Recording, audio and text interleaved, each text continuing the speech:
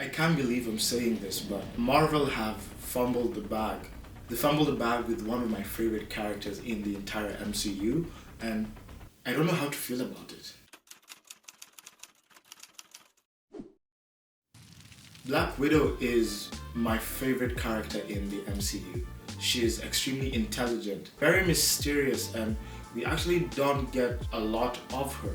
We've had 4 Thor films, 3 Iron Man films, 3 Captain America films, but yet we've seen surprisingly little of Black Widow, and this was the golden chance to just really give us an interesting look into her character. Not only do I feel like her death was extremely dissatisfying in Avengers Endgame, I feel like she was robbed of the chance of an extremely good backstory in this film. Black Widow is all over the place. The central plot of the film revolves around Natasha trying to find Dreykov, a guy who spearheaded the Red Academy and enslaved Natasha and her sister, turning them into Black Widows. Natasha managed early on to break free and kind of defect from the program, but her sister Elena stayed on for another 15 years, and now we see her in her present day still as a Black Widow when we're introduced to her.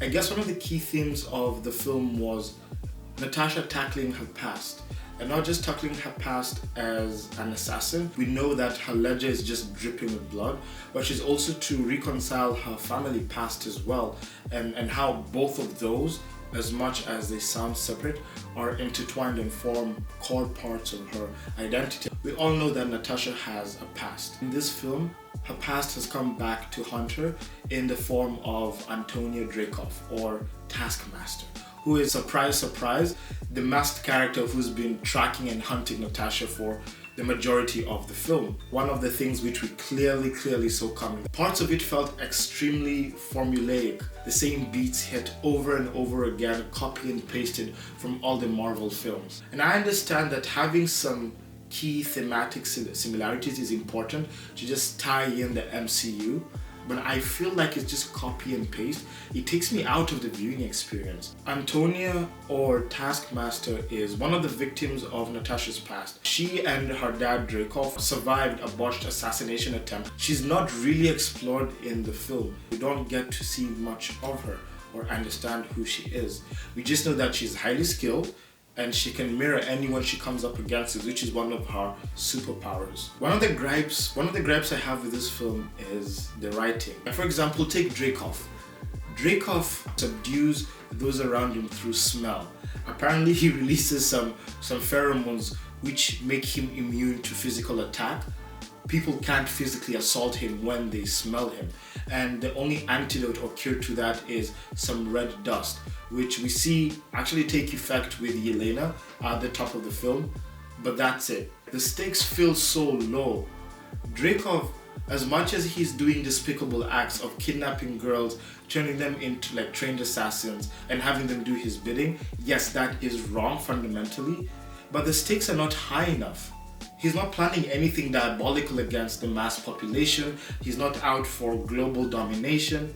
He's just doing his thing. It even appeared that Dreykov had no interest in Natasha. Dreykov spared Natasha's life in many instances where he had the upper hand, a chance to take it. And I didn't understand why, because clearly with Natasha's history, who she is, she clearly poses a threat to his plans. On the bridge, Taskmaster had the chance to end Natasha's life, but she was not the target. The target was the red dust in the briefcase, letting Natasha live to see another day and form another plan against him. One part of the story which did not make any sense to me. On the family front, the part of which Natasha also has to reconcile and address, we're introduced into her dysfunctional family. They're not really related to each other. Rather, they were formed as part of a Soviet deep op in the United States in the 90s. So now we're introduced into present-day Alexei, the Red Guardian, or just rather the Soviet Steve Rogers.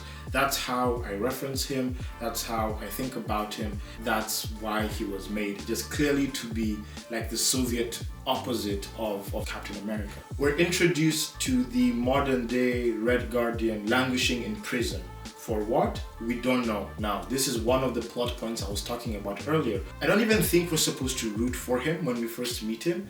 He's kind of scummy, regaling himself in old stories, telling fellow inmates stories about his past, most of which I think are even false. I kind of felt like he was there for comedic effect, to say a joke here and there, but even the lines that he was given, the lines which were supposed to be funny, they didn't land at all. And he didn't really offer much. He didn't offer any support to the girls. He didn't offer any information to the girls. In fact, the only thing Alexei is good for is he knows somebody who knows where Dreykov is. When I speak of Elena, I don't even really know who she is. She was never really mentioned in any of the previous Marvel films before, and I don't even really know what purpose she serves here. I guess she kind of humanizes Natasha, and don't get me wrong, when I have all these gripes with the film, I have nothing against the acting or the directing, because the actors and the filmmakers are extremely talented and extremely capable people, proven by their previous work. I just feel like the recipes that they employed on this film just didn't really work out in the way we had hoped for. The actress who plays Yelena does an excellent job, but Yelena still feels like a misfit to me. Don't get me started with Melina. Yes, we understand that she was enslaved by Dreykov, but she's really committed crimes herself. She was a high-ranking scientist trusted by Dreykov to carry out experiments on pigs, animals, and people. And she doesn't pay for any of her crimes. She's helped enslave and capture hundreds of women for this clandestine program. We kind of never see that issue brought up ever. Yelena herself is a victim to her own mother's actions. She never challenged Melina in a way that we would have liked to see. Dreykov did not do all the evil deeds by himself. He clearly had the help of others, and Melina was one of those key people trusted to do that. This Black Widow film was very loose. Very many plot holes. More questions than answered. I felt like there were too many new characters introduced to us in a very haphazard fashion.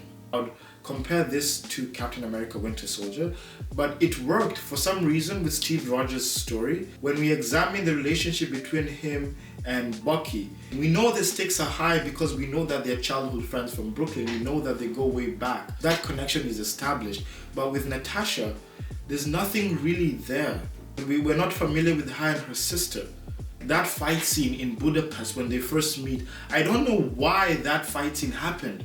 Now, it just got to show us that both Natasha and Yelena can hold their own, but that's it. If that's what they wanted us to see through that, then mission accomplished, but they didn't have to do that.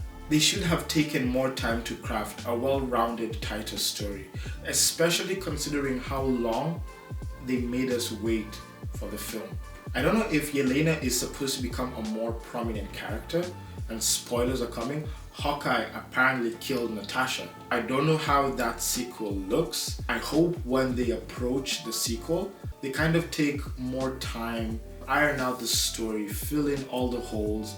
It provides for a very bland viewing experience when the stakes are low, storylines are loosely intertwined. It really sucks to go see something and have more questioned than answered, especially when it's something that you were very keen to see to begin with. Anyways, those are my thoughts on Black Widow. If you've stuck around until the end, thank you so much. I hope you've enjoyed yourself. Please leave a like and a comment in the section down below. I will also link my social media channels as well. So until the next one, it's been me, your average film geek.